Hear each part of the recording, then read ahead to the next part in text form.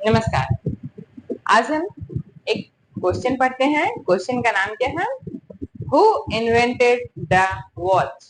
Watch watch means घड़ी। जिस घड़ी को हम पहनते हैं उस घड़ी का आविष्कार किसने किया, इसके बारे में आज हम पढ़ेंगे। आज आपने देखा होगा छोटे छोटे बच्चे वॉच पहने रहते हैं और उस पे टाइम देखते रहते हैं। हाँ, उन्हें देखने आए या ना आए, लेकिन वो देखते हैं। और जब धीरे धीरे वो देखते देखते उन्हें देखने आ जाता है। शुरू में एक दो बार कंफ्यूज होते हैं कुछ दिनों तक, फिर वो अच्छे से घड़ी देखना जान जाते हैं। तो बोल रहा है कि जो ये घड़ी जो हर किसी के हाथों में है, आजकल तो हर किसी के मोबाइल में है, हर किसी के घरों में है, हर किसी के कमरे में है। ये वो जो इतना ज्यादा फेमस हो गया है, इतनी ज्यादा इसकी आवश्यकता है। हम कोई भी काम करते हैं तो पहले वॉच देखते हैं। सवेरे मॉर्निंग में उठते हैं तो देखते हैं वॉच कितना टाइम हुआ है। हाँ, फिर जल्दी जल्दी रेडी हो जाते हैं, स्कूल का टाइम हुआ है कि खेलने का टाइम हुआ है कि बाहर जाने का टाइम हुआ है। तो हम उस वॉच के अकॉर्डिंग अपना अपनी जो दिनचर्या है उसको करते हैं। ठीक है, तो आज हम देखते हैं कि इस वॉच का आविष्कार किसने किया था। ठीक है, देखिए इसका नाम क्या है? Peter Peter Henlein. Peter Henlein Peter Henlein जो था वो क्या था? वॉच का आविष्कारक। जो ये वॉच है उसका उसको पहले इन्वेंट करने वाला कौन था? Peter Henlein. Peter Henlein. जो ये पीटर हेनलेन था वो क्या था? पहला आविष्कारक था जिसने वो क्या किया था? वॉच का आविष्कार किया था। लॉक स्मिथ क्या था? पीटर हेनलेन था जो एक lock Smith and clock maker of Nuremberg, Germany. ये कहाँ का था? जर्मनी का था। जर्मनी का एक शहर है न्यूरमबर्ग, वहां का ये एक निवासी था। और उसने ही क्या क्या का आविष्कार किया? Clock maker. वो एक क्लॉक मेकर हो गया, मतलब बना। और लॉक स्मिथ मतलब घड़ी बनाना था। वो घड़ी को भी बनाता था। तो वो घड़ी भी बनाता था और वो सबसे पहला वॉच बनाने वाली, घड़ी बनाने वाला आदमी बना। कौन बना? Peter Henlein. Peter Heinlein. ठीक है, तो हम जान गए कि जो पीटर हेनलेन था उन्होंने वॉच को बनाया उस और लॉक को भी बनाया। ठीक है,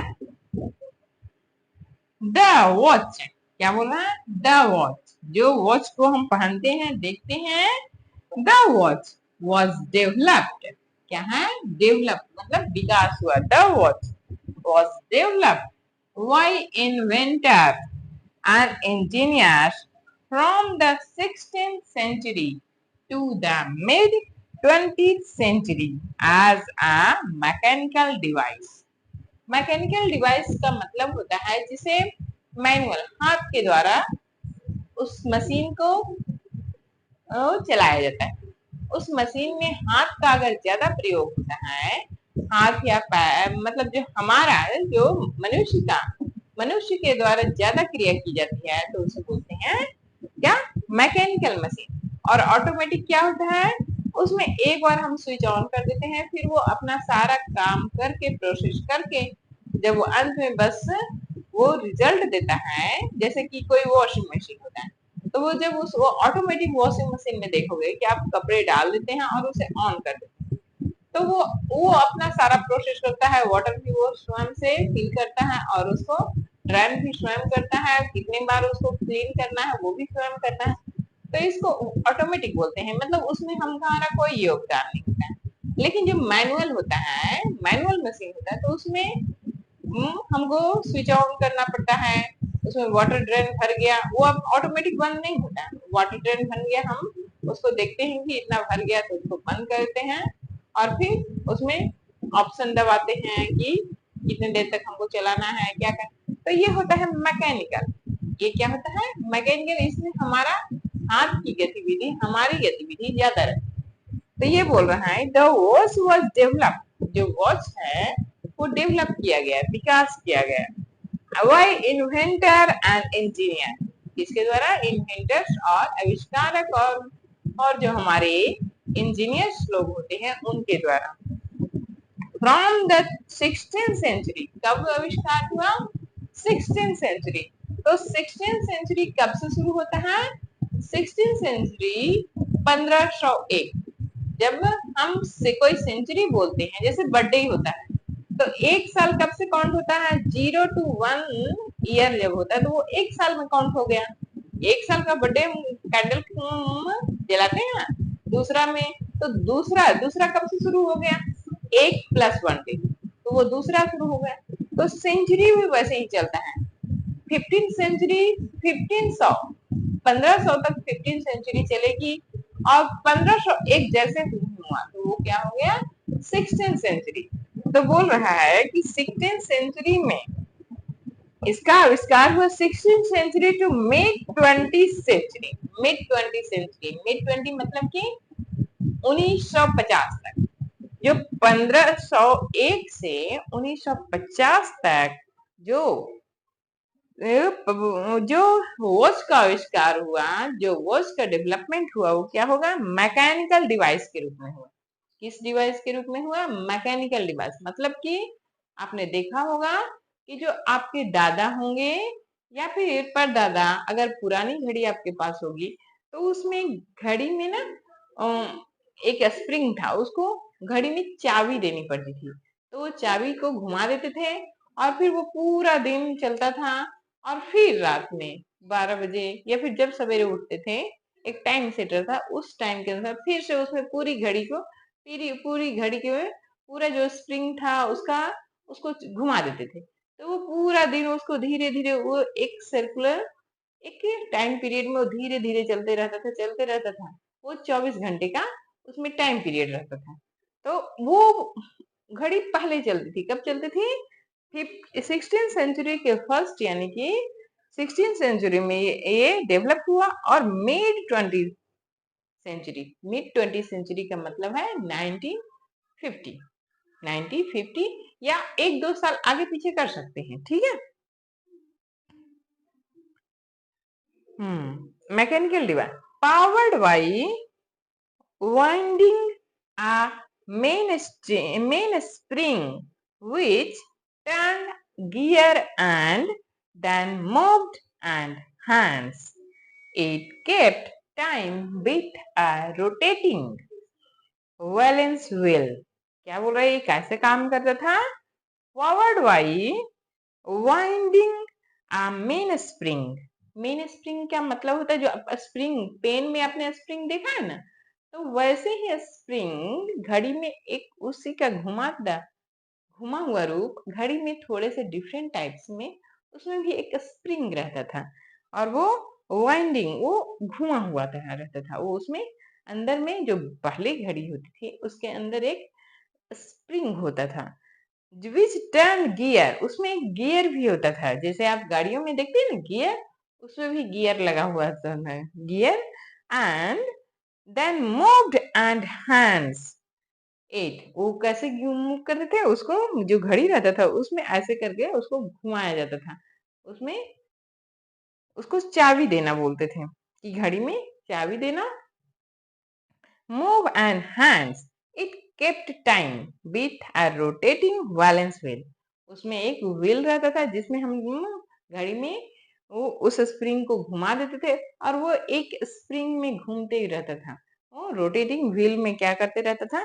घूमते रहता था। उस टाइम पीरियड में कितना धीरे उसको घूमना है वो उसमें डाल दिया जाता था, और उसके अकॉर्डिंग वो चलता था, ठीक है।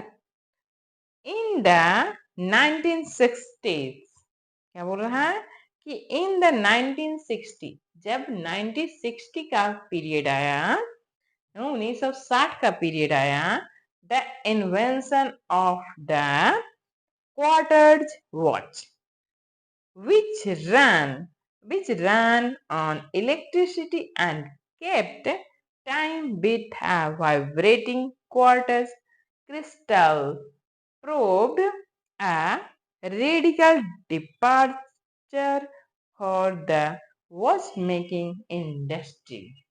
क्या बता रहा है?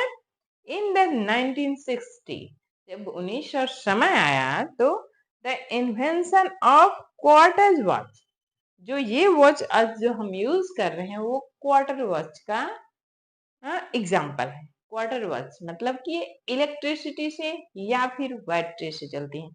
बैटरी की इसमें हमें अब वो स्प्रिंग को घुमाना नहीं पड़ता है, घड़ी में चाबी देना नहीं पड़ता है। अब हमें क्या करना पड़ता है, उसमें एक बैटरी डालना, बैटरी खत्म हो जाता है तो फिर से बैटरी डालते हैं।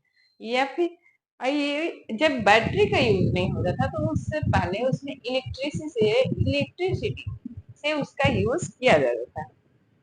तो 1960 में इसका आविष्कार हुआ। किसका आविष्कार हुआ? ये जो वॉच है ये क्वार्टर वॉच का एग्जाम्पल है। तो क्वार्टर वॉच का इंट्रोड्यूस हुआ विच रन ऑन इलेक्ट्रिसिटी, जो इलेक्ट्रिसिटी पे रन करती थी। जो क्या पे रन करती थी? इलेक्ट्रिसिटी पे। And kept time with the vibrating quarter.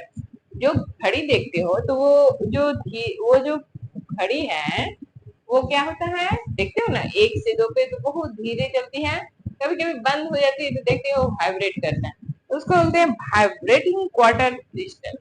उस पे वो काम करती है। किस पे काम करती है? वाइब्रेटिंग क्वार्टर क्रिस्टल पे। Proved a radical departure for the watch making machine. जो ये क्वार्टर वॉच आया तो ये पूरे को जो वॉच इंडस्ट्री थी उसको चेंज कर दिया। जिस प्रकार हम लोग मोबाइल आने से पूरी कंप्यूटर इंडस्ट्री चेंज हो गई ना, उसी प्रकार जब ये क्वार्टर वॉच आया तो क्या हुआ, ये इलेक्ट्रिसिटी पे चलने लगी। तो इलेक्ट्रिसिटी पे चलने लगी, उसके बाद उसके छोटे छोटे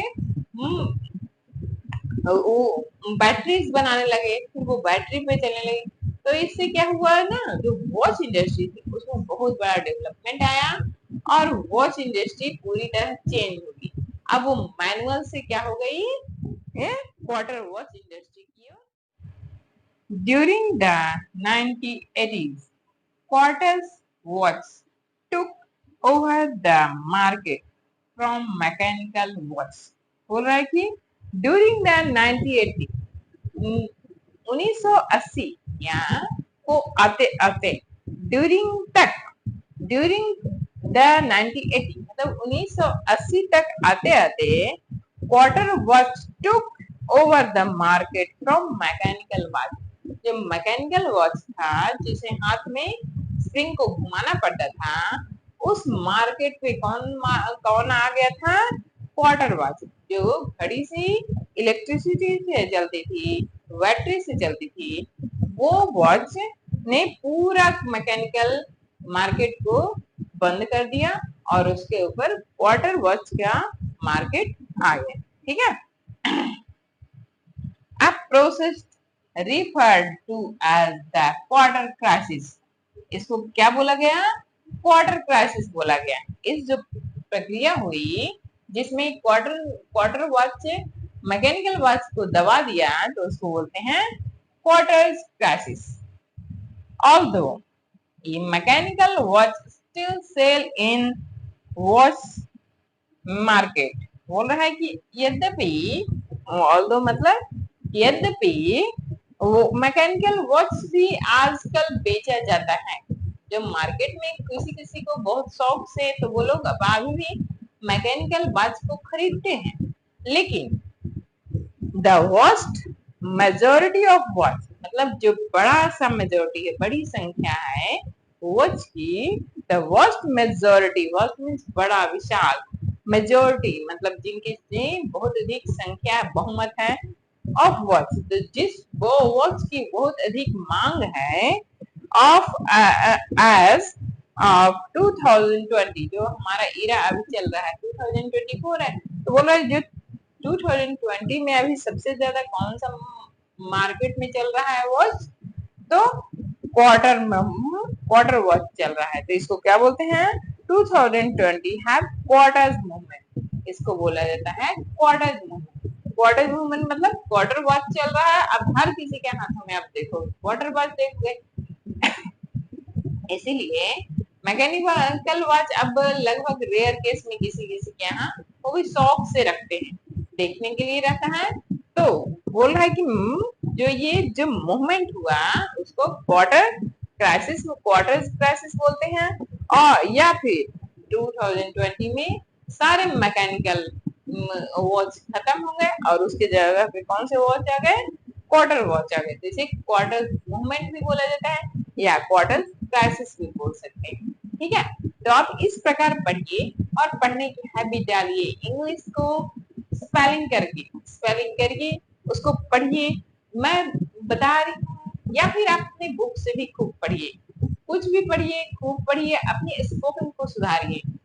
मैं उम्मीद करती हूँ कि आप लोग जब अगले बार गर्मी छुट्टी के बाद स्कूल खुलेगा और आप लोग आओगे स्कूल, तो आपकी स्पोकन थोड़ी बहुत सुधरी होनी चाहिए। ठीक है, कोशिश करिएगा तो जरूर सुधर जाएगा।